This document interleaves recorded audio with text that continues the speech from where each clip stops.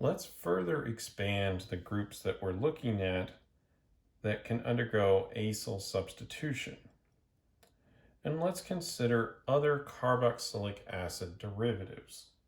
And of course, esters will be part of this, but there's more. And I'm going to list them in the order of their reactivity. And so we'll start with the acid chloride. Acid chlorides are quite reactive. And so they're a little harder to form, but they're a great starting point for other reactions.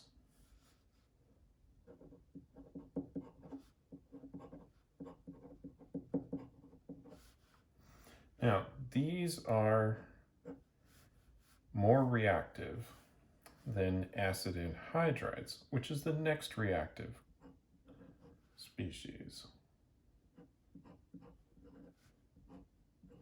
And we'll just draw up the general structure of each of these.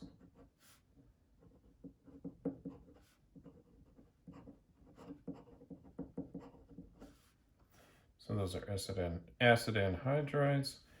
Next we have esters.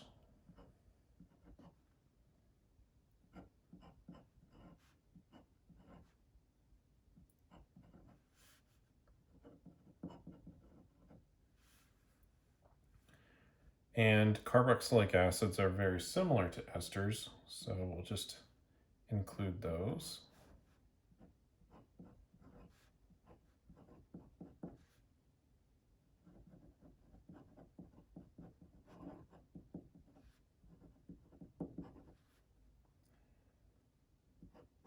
Which are more reactive than our amides.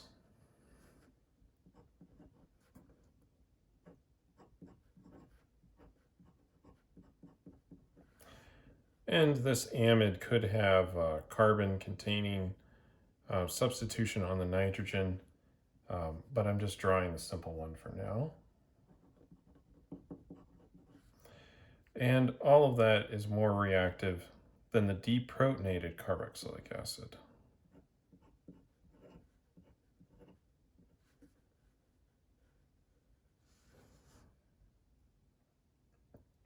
Now, what actually happens during a substitution reaction is we need a leaving group.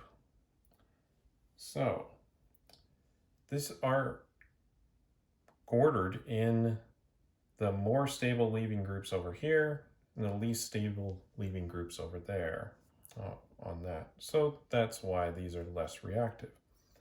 A chloride is a fairly good leaving group.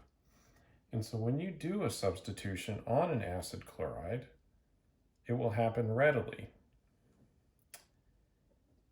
An acid anhydride's leaving group is similar to what you would call a deprotonated carboxylic acid. And that has resonance stabilization, and it's going to spread the negative charge around a couple of atoms. So that is also a good leaving group. Then we get to esters and carboxylic acids, where the leaving group is an alkoxide or hydroxide. That's not the best leaving group, and so these tend to be less reactive.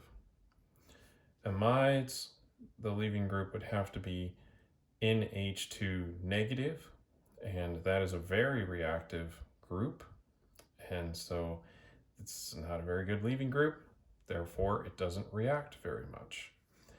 And then if we get all the way to here, our leaving group would have to be O2 negative, right? A negative 2 charge on this oxygen.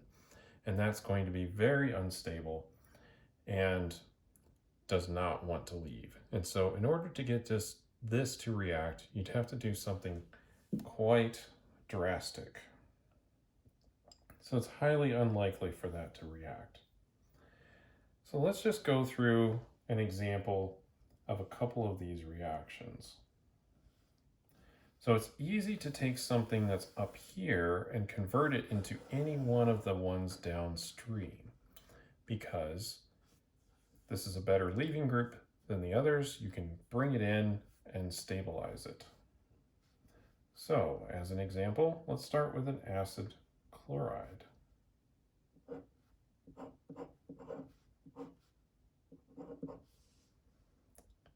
So here's acyl chloride, and we're going to go ahead and add an alkoxide base.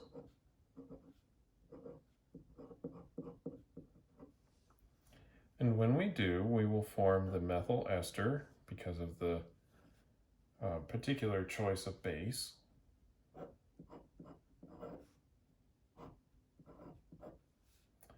And then this is going to attack here, cause the electrons to go up. It will collapse back down and the chloride will leave. And so we'll be left with sodium and chloride. And this is a very stable product. And so the equilibrium would lie vastly towards the products. In fact, this really wouldn't be an equilibrium reaction. It's going to go forward. Let's examine another option, which is where we have an ester react to form an amide.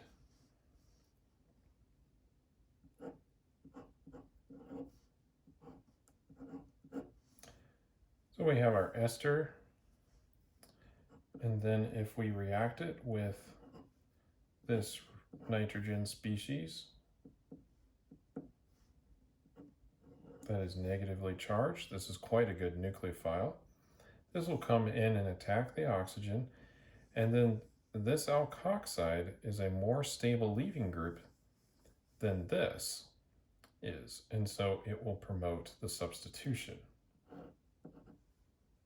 So then we will end up with an amide.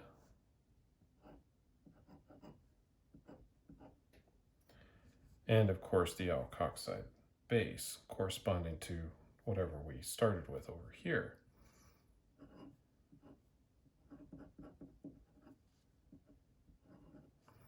And this is a bit more stable than the nitrogen. The oxygen's more electronegative, so it's easier to take that charge. So we can go through and you can notice how different reactions can occur. And we'll cover that a little bit more in the next little bit here. But this is just an idea of the reactivities of these and what's possible.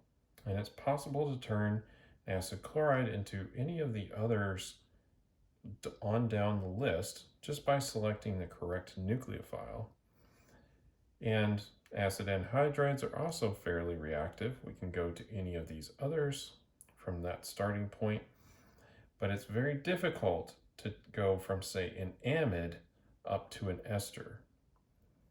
That is going to require a non-stable leaving group, a less stable leaving group than what we're trying to put on. And so the reaction would not go in that direction, only goes in this direction.